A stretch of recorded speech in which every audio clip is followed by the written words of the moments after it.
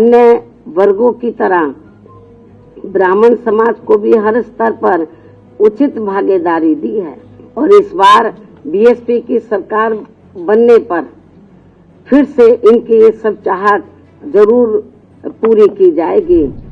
मायावती एक बार फिर 2007 का सोशल इंजीनियरिंग फार्मूला लेकर सामने आ रही है। उन्होंने साफ तौर पर कहा है कि 2007 की जो सत्ता उन्हें मिली थी वो सिर्फ और सिर्फ ब्राह्मणों की वजह से मिली थी। मुसलमानों ने मायावती को वोट नहीं दिया, वजह थी कि अमूमन ये माना जाता रहा है राजनीतिक गलियारों में कि मायावती भारतीय जनता पार्टी की बी पार्टी है। यही वजह है कि चाहे समाजवादी पार्टी हो या बहुजन समाज पार्टी ब्राह्मणों को अपनी तरफ मिलाना चाहती है, असल में उनका वोट भुनाना चाहती है। तमाम ब्राह्मण ऐसा है जो सच में इस बात का इंतजार कर रहा है कि बहन जी यानी मायावती का अगला मूव क्या है। और पुराने रिकॉर्ड को देखते हुए अगर मायावती ने फुल फ्लेजेड कम बैक किया पॉलिटिक्स में, खासकर यूपी की पॉलिटिक्स में, तो सबसे ज्यादा ब्राह्मण बहुजन समाज पार्टी की ओर जा सकता है। ब्राह्मण तेरा या मेरा, ब्राह्मण उसका या इसका, यह मसला सबसे तेज उबाल मार रहा है। 2027 में होने वाले उत्तर प्रदेश विधानसभा चुनाव को लेकर ब्राह्मण सबसे प्राइम फैक्टर बन गया है। सत्तारूढ़ भारतीय जनता पार्टी चाहती है कि नाराज ब्राह्मण ना उससे कटे, ना बटे, ना किसी और चला जाए। सत्ता पाने को बेताब समाजवादी पार्टी उसके लिए मंदिर भी बना रही है, सनातन के मुद्दे भी उठा रही है और राम मंदिर चढ़ावा चोरी के मसले को असल मसला बता रही है। लेकिन इन सारे लोगों के बीच में ताजा तरीन मसला है बसपा सुप्रीमो मायावती का। मायावती लगातार ब्राह्मणों पर फोकस्ड है, एकदम लक्ष्य साध के रखा है। मायावती ने 2027 में ब्राह्मणों को अपनी तरफ बुलाया है। उन्होंने साफ तौर पर कहा है कि 2007 की जो सत्ता उन्हें मिली थी वो सिर्फ और सिर्फ ब्राह्मणों की वजह से मिली थी और ब्राह्मणों के लिए वो सत्ता एक नजीर थी। मायावती का ताजा बयान जारी हुआ है। उन्होंने साफ कहा है कि आज तक किसी भी सरकार ने इतने ब्राह्मण मंत्री, इतने ब्राह्मण एसएसपी, एसपी, प्रमुख सचिव और जिला अधिकारी तैनात नहीं किए थे। मायावती एक बार फिर 2007 का सोशल इंजीनियरिंग फार्मूला लेकर सामने आ रही है। याद कीजिए, यह वही मायावती है जब काशीराम का सॉफ्ट दलित मूवमेंट पंजाब से होता हुआ उत्तर प्रदेश आया, तब एक ही नारा बुलंद था, तिलक तराजू और तलवार, इसको मारो जूते चार। लेकिन 2007 तक आते आते आते यह नारा अचानक बदल गया। यह नारा अचानक सर्वजन हिताय सर्वजन सुखाय कहलाने लगा और यहीं पे एक नारा बना, हाथी नहीं गणेश है, ब्रह्मा विष्णु महेश है। और दूसरा, ब्राह्मण शंख बजाएगा, हाथी बढ़ता जाएगा। यह वो सत्ता थी जब मायावती ने राजनीति की प्रयोगशाला में, पॉलिटिकल लेबोरेटरी के अंदर मेटल और एसिड को एक साथ मिलाने की कोशिश की थी। मान्यवर काशीराम की एक सभा हो रही थी। उस सभा में मैं उनका इंटरव्यू लेने पहुंचा, तब एक अखबार में काम करता था। काशीराम ने मुझसे कहा कि यह सभा कहां है? मैंने कहा तंबू में। तंबू किस पे टका है? बंबू में। बंबू किस पे टका है? रस्सी में। और रस्सी किससे बंधी है? खूंटे में। तो उन्होंने कहा जिस दिन यह खूंटा उखड़ गया, रस्सी खुल जाएगी, बंबू गिर जाएगा, तंबू ढह जाएगा। इस खूंटे को ही बताना है कि तुम्हारी ही वजह से रस्सी तनी है, बंबू तना है, शामियाना बना है। धीरे धीरे जब उन्होंने मायावती को अपना उत्तराधिकारी घोषित किया, मायावती ने उसमें एग्रेशन डाला और सोशल इंजीनियरिंग का फार्मूला अपनाते हुए 2007 में ब्राह्मणों के साथ सत्ता बनाई। शशांक शेखर सिंह उस वक्त कैबिनेट सेक्रेटरी थे, यानी सबसे कद्दावर और सबसे मजबूत ब्यूरोक्रेट। लेकिन उस ब्यूरोक्रेट के ऊपर भी नजर रखने के लिए उन्होंने अगर किसी को तैनात किया तो वो सीनियर आईएएस विजय शंकर पांडे थे। सतीश चंद्र मिश्रा, जो मायावती को मुकदमेबाजी के दौरान बतौर वकील मिले, वो इस ब्राह्मण सोशल इंजीनियरिंग के इंजीनियर बनाए गए और उसी इंजीनियरिंग के तहत न जाने कितने ब्राह्मण cabinet minister, DM, SP, SSP और प्रमुख सचिव तैनात किए गए। मायावती इसके बाद आगे चलकर थोड़ा भटक गई। उन्होंने फिर एक नारा दिया, मीम और भीम। मीम यानी मुसलमान और भीम यानी बाबा भीमराव अंबेडकर। लेकिन यह फार्मूला फ्लॉप हो गया। मुसलमानों ने मायावती को वोट नहीं दिया। वजह थी कि अमूमन यह माना जाता रहा है राजनीतिक गलियारों में कि मायावती भारतीय जनता पार्टी की बी पार्टी है। लेकिन मुसलमान कभी इस बात पर भरोसा नहीं कर पाए और मुसलमानों के लिए एक बार मायावती ने बयान दिया था कि मुसलमान कट्टरपंथी होता है। यह लेकर मुसलमान नहीं जुड़ पाया मायावती से। अब मायावती, जो लगातार कभी जीरो, कभी हाशिया, कभी दरकिनार खुद को करके बाद अब 2027 में फिर एक बार तेजी से सक्रिय हो रही हैं और इसी बीच उन्होंने आकाश आनंद को युवा चेहरे के तौर पर आगे किया है। अब उन्हें ब्राह्मणों की दरकार है और वो ब्राह्मणों को 2007 की वो सत्ता बतौर उदाहरण, बतौर नजीर दिखाने की कोशिश कर रही है। अभी हाल ही में सतीश चंद्र मिश्रा के करीबी, और करीबी ही नहीं बल्कि मौसी के बेटे अनंत मिश्र अंटू को पार्टी से निकाल बाहर किया है। अनंत मिश्र अंटू बसपा सरकार में स्वास्थ्य मंत्री थे। अभी 2 दिन पहले ही मायावती ने अंटू मिश्रा को पार्टी से बाहर किया है और कहा था कि वो पार्टी विरोधी गतिविधियों में लगे हुए हैं। अगर आपको याद हो तो करीबन 1 साल पहले अनंत मिश्र अंटू भारतीय जनता पार्टी के उत्तर प्रदेश मुख्यालय यानी हजरतगंज में जो मुख्यालय है वहां पहुंच गए थे। उनकी पार्टी में ज्वाइनिंग होनी थी, वो बैठे रह गए। लेकिन ज्वाइनिंग कमेटी ने ऐन वक्त पर पल्ला खींच लिया और अंटू मिश्रा की भाजपा में ज्वाइनिंग नहीं हो सकी। अब वही अंटू मिश्रा बसपा से भी बाहर कर दिए गए हैं। मायावती ने ताजा जारी बयान में साफ तौर पर कहा है कि वो लोग, चाहे वो सिर्फ ब्राह्मण हो या अन्य जातियों के हों, जिनको पार्टी से निकाला गया है, वो अपनी गलतियां और नाकामियां छुपाने के लिए खास तौर पर सत्तारूढ़ पार्टी से जुड़ गए हैं और जो बचे हैं वो निष्ठावान और ईमानदार हैं। ऐसे और लोगों को पार्टी शामिल करेगी और इस बार ब्राह्मणों को सिरमौर बनाएगी।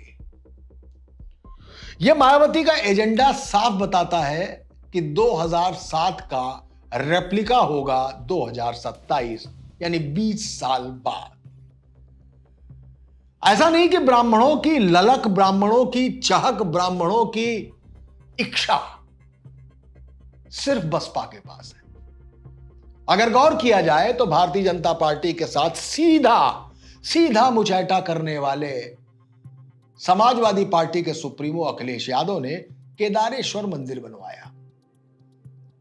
जिस योगी आदित्यनाथ से शंकराचार्य अविमुक्तेश्वर आनंद की साफ तौर पर ठन गई माघ मेला में स्नान को लेके फिर उनसे शंकराचार्य का सर्टिफिकेट मांगा गया और फिर उनके खिलाफ बटुकों के साथ यौन शोषण का मुकदमा भी दर्ज कराया गया। हालांकि मुकदमा दर्ज कराने वाले आशुतोषानंद ने बाद में साफ तौर पर कहा कि कुछ नेताओं और ब्यूरोक्रेट के दबाव में वो फर्जी मुकदमा दर्ज करा गए। लेकिन अखिलेश यादव ने अभी मुक्तेश्वरानंद को जहां तहां जब तहां हर जगह स्वागत किया उनका। चढ़ावा चोरी, अयोध्या, राम मंदिर, इस मुद्दे को भी अखिलेश यादव ने उछाला, उखाड़ा और यह मसला नेशनल लेवल का पॉलिटिकल मुद्दा बन गया। तो क्या अखिलेश यादव कोशिश नहीं कर रहे हैं कि किसी तरीके से ये ब्राह्मण, मैं कई बार कहता हूं कि ब्राह्मण 10 से 12% है। मेरे पास बहुत सारे फोन आते हैं कि ब्राह्मण 10 से 12% नहीं है, बल्कि 12 से 14-15% तक है। अब इनके आंकड़ों की क्या वास्तविकता है, इसमें बहस हो सकती है, लेकिन ये एक बड़ा वोट बैंक है। अगर एवरेज भी 12-13% मान लिया जाए तो ये 12-13% अगर किसी के आधे हिस्से में भी पहुंच गया तो उस पार्टी का सीट कन्वर्जन काफी आसान दिखाई देता है। यही वजह है कि चाहे समाजवादी पार्टी हो या बहुजन समाज पार्टी ब्राह्मणों को अपनी तरफ मिलाना चाहती है, असल में उनका वोट भुनाना चाहती है। ब्राह्मण एक ऐसी कौम, एक ऐसा वोट बैंक, एक ऐसा आदमी जो चौक चौराहे, नुक्कड़, पान की गुमटी, चाय की टपरी पर खड़ा होकर माहौल बनाता है। ये वो बातें करता है कि ट्रंप की सरकार गिर जाए और ईरान अमेरिका का युद्ध भी थम जाए। ये ऐसी बातें करता है जिसमें यूक्रेन और रशिया के बीच सारे मुद्दे सिर्फ एक कॉफी पर बैठकर खत्म हो सकते हैं। ये ऐसी बातें करता है जिससे सरकारें बनती भी हैं और सरकारें बिगड़ती भी। एक बार सोचा, याद दिला दूं आपको कि 46 में से 43 ब्राह्मण विधायक अपनी ही पार्टी यानी भारतीय जनता पार्टी के खिलाफ बैठक करने पहुंच गए। बैठक की, ब्राह्मणों की अनसुनी का मुद्दा उठा, ब्राह्मणों को नकारने, दरकिनार करने, इग्नोर करने की शिकायतें हुई। लेकिन अचानक नए नए अध्यक्ष बने पंकज चौधरी ने इन सभी ब्राह्मण विधायकों को सीधे तौर पर डपट दिया। उसके बाद से एक बात है, क्या ब्राह्मण भाजपा से नाराज है? क्या पंकज चौधरी की वो डांट ब्राह्मणों को और तिलमिला गई है, ब्राह्मणों को और नाराज कर गई है? नहीं तो क्या वजह है कि हर पार्टी ब्राह्मणों पर दांव लगाने पर तैयार है, ब्राह्मणों को ही कुरेद रही है, ब्राह्मणों को ही आश्वासन दे रही है कि तुम हमारे पास आओ, हम तुम्हारा सम्मान लौटाएंगे। बात सम्मान की होती है सिर्फ, कोई नहीं कहता हम तुमको कैबिनेट मिनिस्टर बनाएंगे, हम तुमको फलानी चीज में ये कोटा दे देंगे, नहीं, कुछ नहीं, सम्मान देंगे। यानी एक बात तय है कि इस ब्राह्मण को सम्मान चाहिए और शायद वो सम्मान उसको सत्तारूढ़ दल में नहीं मिल रहा है। ये हम नहीं कहते, खुद पार्टी के विधायक, सांसद, कार्यकर्ता और पदाधिकारी कहते हैं। तो एक बड़ा वोट बैंक है, जिस वोट बैंक को साधने की कोशिश बसपा सुप्रीमो मायावती लगातार कर रही है। क्या मायावती का यह ताजा बयान अंटू मिश्रा को बाहर करने के बाद है? क्या मायावती अंटू मिश्रा को बाहर करना एक खामियाजे के तौर पे भी देख रही हैं क्या? और अगर देख रही हैं तो अंटू मिश्रा को बाहर क्यों किया, जबकि वो सतीश चंद्र मिश्रा के बेहद नजदीकी रिश्तेदार हैं? क्यों क्यों मायावती ब्राह्मणों को अपनी तरफ करना चाहती है? मैं बताता हूं। कुछ सैंपल टेस्टिंग होती है, मैं भी कुछ लोगों से मिला, बहुत सारे लोग ऐसे हैं जो ये मानते हैं कि ब्राह्मण भाजपा से नाराज है, लेकिन बहुत सारे ये भी लोग मानते हैं कि ब्राह्मण के पास दूसरा कोई विकल्प नहीं है। तो क्या विकल्पहीन ब्राह्मण भाजपा के लिए फॉर ग्रांटेड है? क्या भाजपा इस बात को लेके मुतमईन है कि ब्राह्मण हमको छोड़कर कहीं नहीं जाएगा? और अगर भाजपा मुतमईन है तो सपा और बसपा की इन कोशिशों का मतलब क्या है? क्या उनको कहीं वो सुराख दिख गया है जहां से ब्राह्मण नाम की रोशनी उन्हें दिखाई दे रही है? क्या उनको वो खेत दिखाई दे रहे हैं जिसमें ब्राह्मण नाम के वोट की फसल लहलहा रही है? कुछ तो है, वरना ये कोशिशें यूं ही नहीं है। सच है, अगर अब तक गौर किया जाए तो लगभग 89%, इसको 90% मान लेते हैं, पिछले चुनावों में ब्राह्मण ने लगभग 89 या 90% तक वोट भारतीय जनता पार्टी को किया था। दूसरी बात, ब्राह्मण कभी भी समाजवादी पार्टी का ट्रेडिशनल वोटर अब तक तो नहीं रहा। तीसरी बात, वो ब्राह्मण ही था जिसने 2007 में सत्ता की चाबी बहुजन समाज पार्टी को सौंपी थी। तमाम ब्राह्मण ऐसा है जो सच में इस बात का इंतजार कर रहा है कि बहन जी यानी मायावती का अगला मूव क्या है, वो कितनी तेजी से आगे आ रही है। इस पूरी कोशिश में मायावती को कई काम करने होंगे।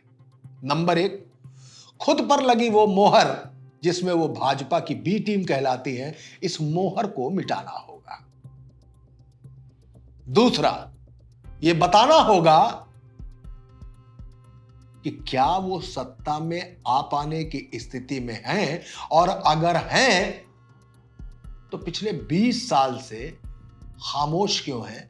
उन्होंने खुद को साइडलाइन क्यों कर रखा है? ब्राह्मण ही जानता है कि वो किस तरफ जाएगा। अखिलेश यादव के प्रयास भी कहीं कुछ कमजोर नहीं है।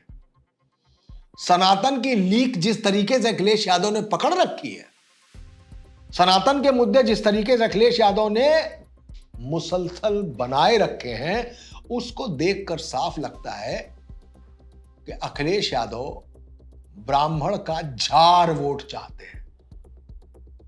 देशज भाषा में आप इधर सेंट्रल यूपी में चले जाएंगे, उस सेंट्रल यूपी में झार वोट का मतलब होता है एक तरफा। अखिलेश यादव चाहते हैं ब्राह्मणों का वोट 12%, 13%, जो भी आप समझ लें, वो चाहते हैं। मेरे आकलन में ये सारा का सारा वोट तो अखिलेश यादव की तरफ नहीं जा रहा। मेरे आकलन में ये सारा का सारा वोट मायावती के पूरे सक्रिय होते वक्त नहीं जा रहा है बसपा में।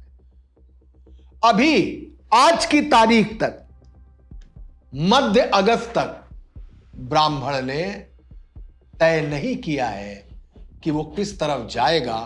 यह बात सच है कि सारी पार्टियां तय कर चुकी हैं कि वो ब्राह्मणों को अपनी तरफ लाएंगी। उसमें मायावती की सोशल इंजीनियरिंग एक बार फिर खुलकर सामने आ रही है, और मायावती लगातार अपने वोटरों को बता रही हैं कि ब्राह्मण के बिना ना उनकी सरकार पहले बनी थी, ना इस बार बनेगी। वो ब्राह्मणों में सेंध लगाने की कोशिश कर रही हैं, और पुराने रिकॉर्ड को देखते हुए अगर मायावती ने फुल फ्लेजेड कम बैक किया पॉलिटिक्स में, खासकर यूपी की पॉलिटिक्स में, तो सबसे ज्यादा ब्राह्मण बहुजन समाज पार्टी की ओर जा सकता है। और सबसे बड़ा झटका अगर इससे किसी को लगेगा तो वो होगी भारतीय जनता पार्टी। तो मायावती का नारा इस बार भी मीम या भीम नहीं, तिलक तराजू और तलवार इनको मारो जूते चार नहीं। इस बार मायावती का नारा है, ब्राह्मण शंख बजाएगा, हाथी बढ़ता जाएगा। हाथी नहीं गणेश है, ब्रह्मा विष्णु महेश है। आज के लिए रीडिंग पर बस इतना ही। कल फिर किसी मुद्दे पर मिलेंगे और करेंगे बात बतंगड़।